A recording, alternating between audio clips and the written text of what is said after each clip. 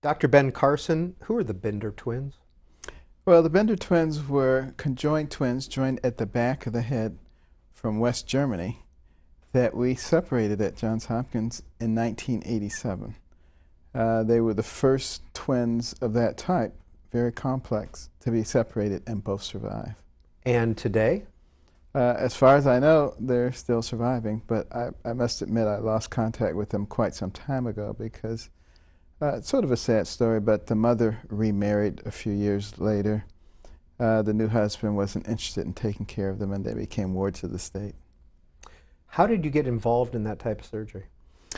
I became very interested in conjoined twins just out of the blue. And I started reading a lot about them, and I was trying to figure out why were the results so dismal.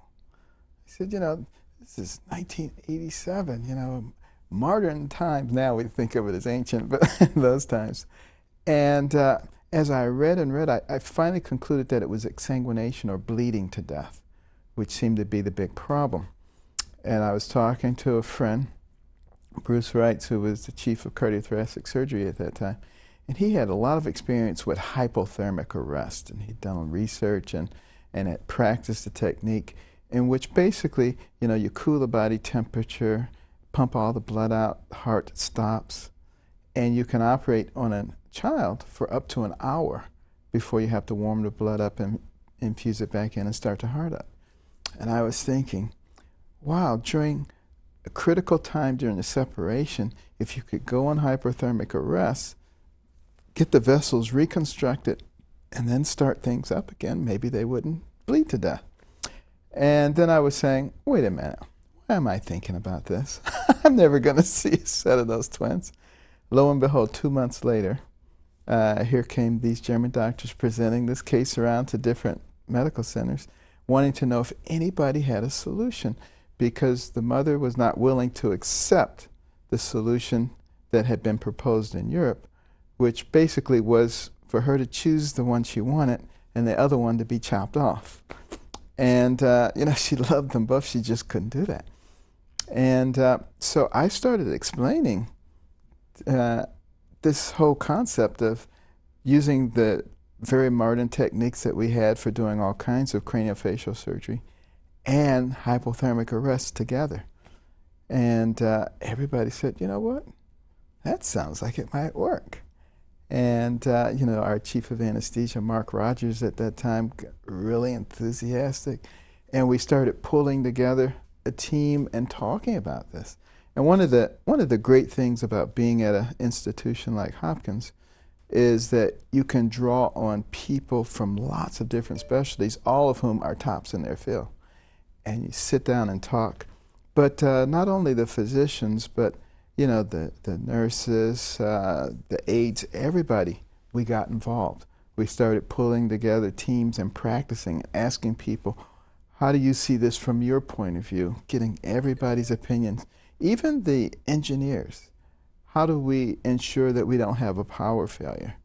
The head nurse in neurosurgery played psychiatrist with me, would have me lay down on the couch, close my eyes, and just tell me, what instruments do you need? And I would just go through it. She would write everything down, put together a manual. The nurses actually created accordion sleeve drapes so that you put it over the bed, and when the time came to pull the beds apart, they would fall into place to maintain the sterility of the field. I mean, that level of detail. And, I get an awful lot of credit as being the neurosurgeon who was the first one to separate twins like that. But, I could not have done it without all those other people. It was a team effort. Everybody's input was needed. And I've used that same principle throughout my surgical career, recognizing that, as the Bible says, in the multitude of counselors is safety. Dr. Carson, you talk about the Bender twins in your first book, Gifted Hands, the Ben Carson story. How many Siamese twins have you separated? How long does such a surgery take? I have personally been involved with 5 sets, and then I've been involved as a consultant for a number of others in this country and elsewhere as well. They usually take a very long period of time. Anywhere from 12 to 18 hours to a few days. It goes on and on. And I think, though, people are learning a lot more about these kinds of things. And there's so many wonderful techniques that are coming up. I think, within the next 20 years, these kinds of separations will be possible with very good outcomes in general. So the other thing that is helping is the use of virtual reality. And one set of twins that I helped with in Singapore, the team that I had worked with before while I was in the United States, and they were elsewhere. But the second set of twins that I was involved with in South Africa, I had the advantage of using the virtual workbench at Johns Hopkins, which we can take the CAT scan, the MRI, the angiogram, any radiological studies, integrate them into a three-dimensional model, put on your 3D glasses, and there it is sitting right in front of you. And I was able to study the anatomy in those brains. Unfortunately, I couldn't take that with me to South Africa, but at least I had seen it. Sort of like a cab driver in New York City. If you've been there for a while and you've been driving through, you sort of at least have some impression of which way to go and which way not to go. And in fact, there came a point during that surgery when it was almost impossible to decipher, which vessels went to which twin. And I was able to think back on those three-dimensional images and figure out what was going where, which I don't think I would have been able to do otherwise. And it turns out that, that was the first case of very complexly joined type 1 vertical twins in which both ended up neurologically intact. You talk about in that book being able to see in 3D. Yeah, a lot of people, they see things more or less in 2 dimensions. Somebody who sees things in 3 dimensions is able to keep relationships in their mind. For instance, I'm looking at you, I'm looking at a camera behind you, a bookcase, all these various other things. And then if I were to close my eyes and spin around, if I'm a 3-dimensional thinker, I can still imagine exactly where you are, where the camera is, where those books are, where the telephone is. And that's very important, particularly when you're operating in a substance like the brain, which doesn't have a lot of visual landmarks. So, you see one thing here, and then you have to utilize those things to tell you where everything else is.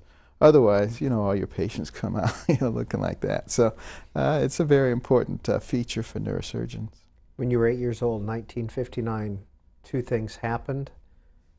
I want to talk about your father and what you told your mother you wanted to be when you grew up. Yeah, well, my parents got divorced. I was 8 years old. I got to tell you, that was absolutely devastating. Like all little boys, you're just so thrilled when your dad comes home. I remember I used to, about the time he was supposed to come home, I'd run out to the alley and be looking down the alley to see if he was coming, and if he was, I'd go running off to him.